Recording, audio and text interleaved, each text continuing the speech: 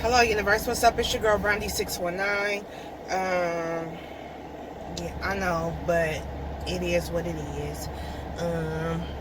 Anywho, so my son is upset with me right now. My son is 21 years old.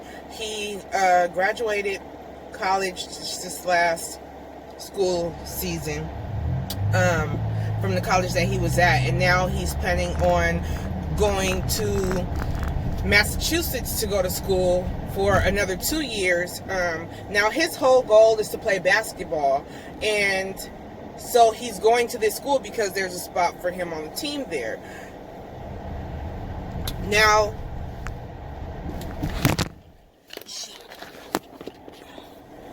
that's all good, but my whole thing is this.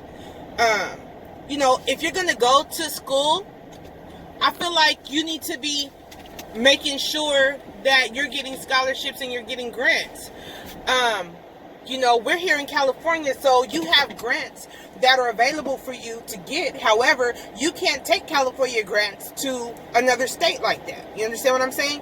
So you don't have grants. You don't have any other scholarships. You're just going because there's a spot for you on the basketball team. I understand. So what my son did was he asked me to co-sign on a student loan for him. Now, I had this conversation with him already when he went to NAU, okay?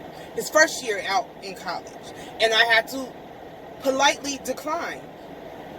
And I'm not sure if I explained to him properly that first time, but when he asked me this time, he did let me know that he already knew I was going to say no.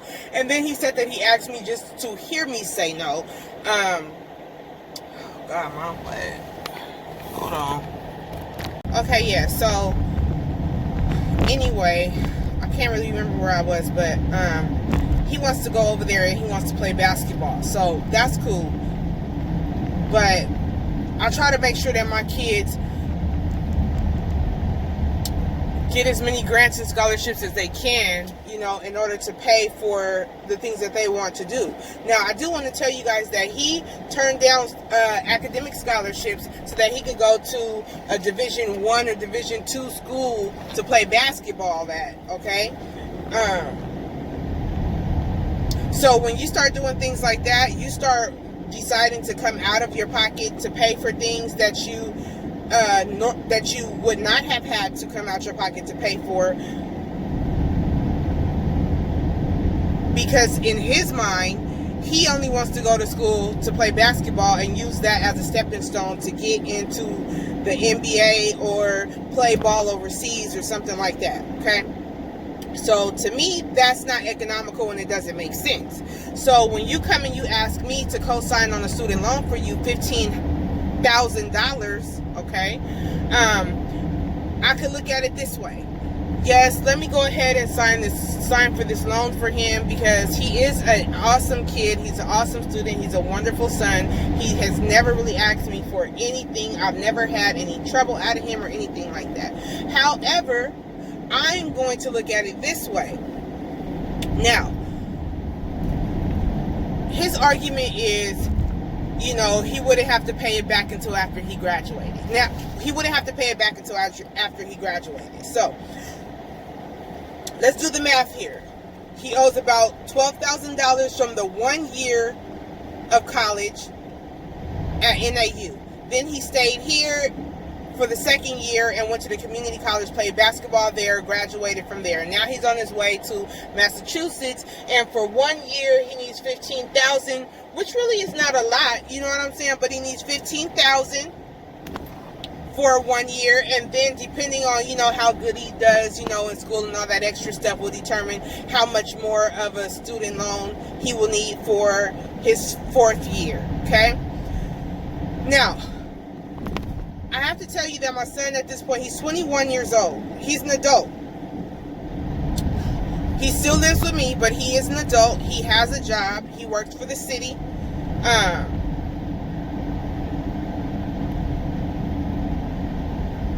So my thing is, why is it that you need me to be a co-signer for you? Now, the first year was one thing. When you went to NAU, that was one thing because he was 18. But now he's 21. You shouldn't need me to be a co-signer for you. Okay, so he tells me that financial aid tells him so that he needs a cosigner for a private loan. Now, let me tell you guys something.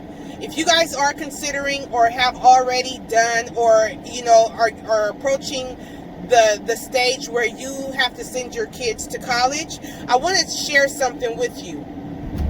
Let's say that you do sign this loan, okay, and co-sign for this loan. Please don't forget that this is your loan. Even though in your mind, you're saying that your child is the one that's going to be responsible to repay the debt. Now, let's say that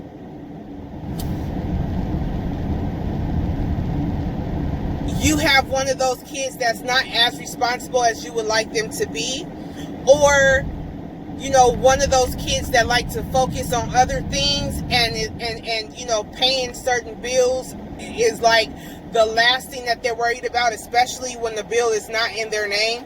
You're going to have to pay and be responsible for making those payments on that debt. Okay? Now, another thing not to forget is, even though your young adult does not have to start repaying that loan until after they graduate, the loan is still accumulating interest. And depending on which loan it is that your child gets will determine the interest rate. Okay? So now this moves us on to, well, what happens if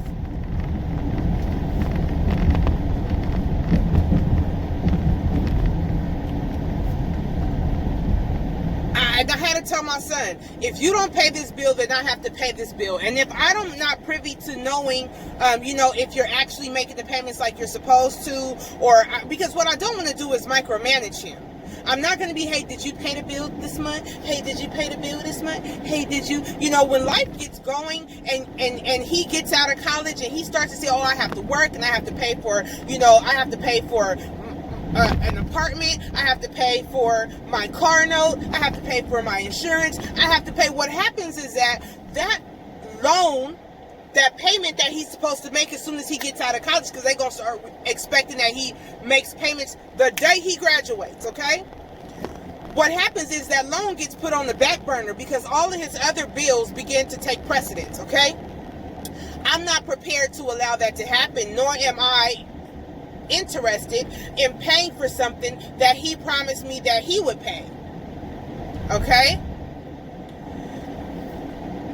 So that's me taking a chance that everything goes right, but there also is the chance that everything may not go so right. Okay? So now let's look at it from this angle. What happens if the child dies? A lot of these private institutions and these private loans, okay, do not go away just because the child dies. It still, again, is my debt. And it will be a debt that I will end up having to pay. Okay? Apart from having to bury my child, and however much that's going to cost, it is going to be a debt that I'm still going to be responsible for. Okay? Now, and of course, no one is thinking or hoping that, or not hoping, but no one's thinking that their child is going to die, but that happens, okay? It is a very real thing. It happens, okay? So you need to start thinking $15,000 is very small. It's a very small amount, for school. It really is. Because some people are paying way more than that. They're have $60,000, $100,000 loans, just weird stuff like that. So, and the parent is responsible for it. And some of these people and parents are upside down in the loan. And so they start putting liens on their houses. Okay? For repayment of these loans that they're upside down on. Okay? That's what I'm not about to do. I'm not about to have nobody put in no lien, or the possibility that there could be a lien put on my property, the property that I own, okay? I just ain't gonna do it. Now, let's look at it like this. Let's just say, okay, I'm upside down in this loan that I've signed on my son's behalf. I have to do something about it. Maybe I can just go ahead and file bankruptcy. Well, you can do that, but that's not going to absolve the debt. These are they're predatory lenders, okay? And they know that this is the easiest way to make money off of this loan, okay? And this is a loan that does not go away unless you pay it off. I know people that are 50 and 60 years old still owing student loans. I don't got time for that. I don't need any kind of loans looming over my head. I need to be in a position where I'm buying more properties. You know, so I know, you know, that I'm sure that I hurt my son's feelings, and he's probably, because now he has to figure out as an adult, how's he going to make this work for himself? You know, but this is something you chose. I suggested he stay in the States. I suggested that he send applications not the States, but I suggested that he stay in California where he could keep his grants. You understand what I'm saying? I suggested that he go somewhere close where it would be easy for him to be able to get back home if need be. During spring break, during Christmas season, during Thanksgiving season. You know, we're talking about not just signing a loan, but other financial issues as well. Getting back and forth from Massachusetts all the way back to California during those times. You know how much those tickets are going to cost you round trip, bro? You know, so it's like you're stepping outside of the box because you want to do something in particular, but it's not economical. And now you want me to pay for you to go play basketball. No, bro. If you didn't get a scholarship for basketball, now mind you, he is a phenomenal baseball player. He is a phenomenal swimmer. He could have went to any school. He should have been swimming on the swim team. He should have been on the baseball team, and if he wanted to play basketball, that would have been an opportune time to get his foot in the door at any other school so that he could play basketball as well, whether they were holding tryouts or not. When they see other athletes that play in other things out there, they make it easier for those athletes to come into, you know, other sports. But he didn't want to do that. So now, since we're doing things your way, then we're going to do things your way. And you have to be responsible for the things that you want to do your way.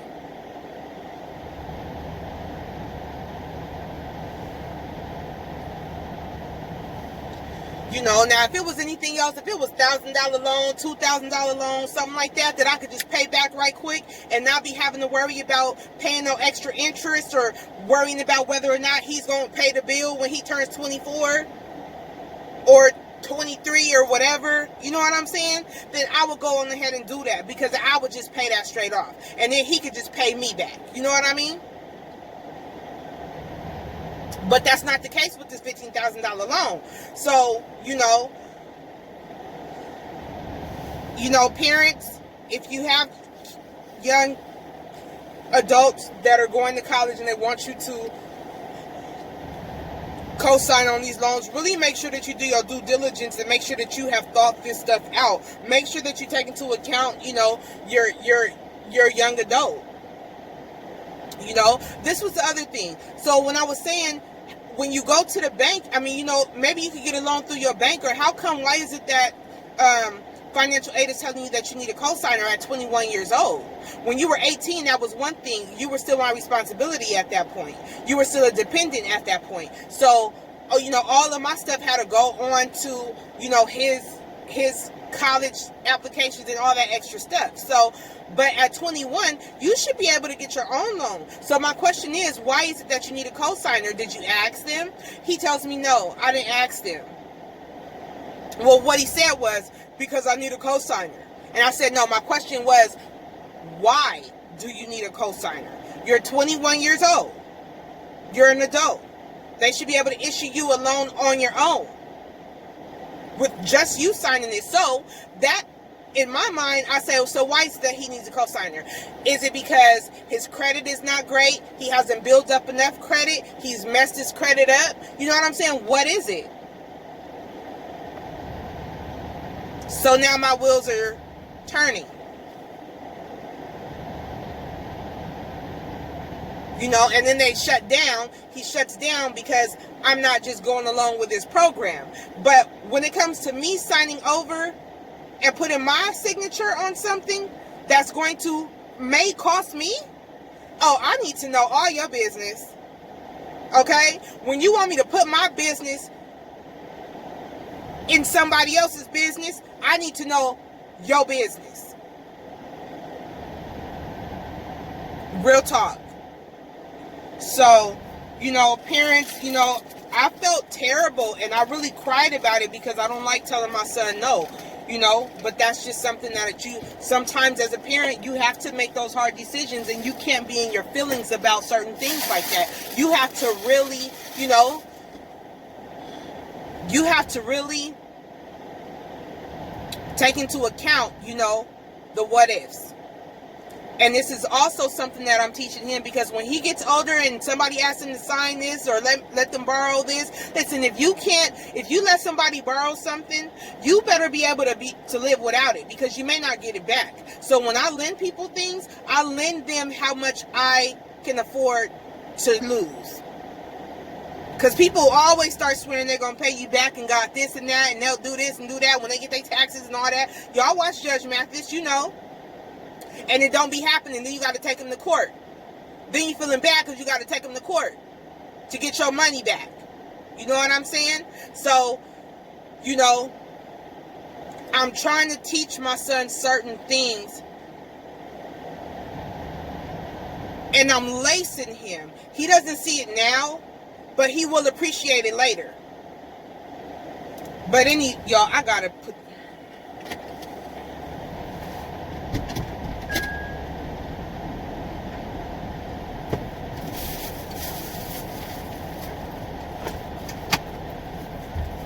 Huh?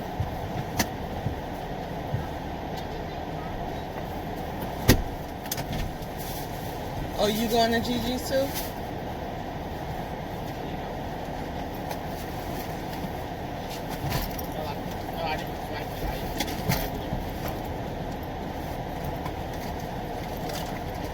You better get out of that habit.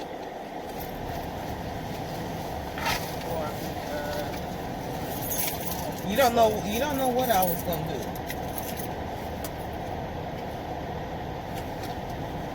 So yeah, you know, sometimes you gotta tell your kids no, even when you really don't want to. But you can't really be, you know, this is not a in my feelings thing. This is a very matter of fact. This is a matter of fact situation here.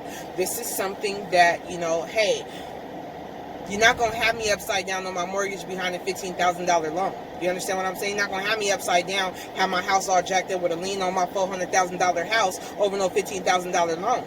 You know what I'm saying? So, and then another thing is, you know, he waits to the last minute to want to ask somebody for help. Now, I've been trying to lace him since when he just last graduated. We should have been sitting down planning this out and mapping this out then. Not 2.5, 3 weeks before it's time for him to jump on the plane and go over into a state he ain't never been in, clear across the country. You know, so it's just not adding up. He should have been a little bit more responsible in sharing what he wanted to do and seeing what we could do and what we could come up with that would be beneficial for the both of us.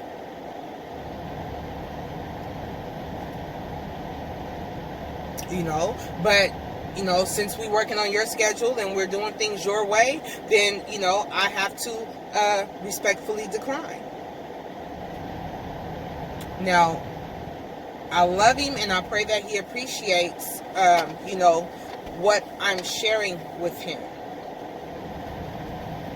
and how important his credit is and how he needs to do things moving forward as a young male adult, black male adult. So, anyway, y'all. What's up with that charger, bro? I know you better not leave it there because I don't plan on coming to get y'all, so y'all better figure out how to get back. We can walk. You know how far it is?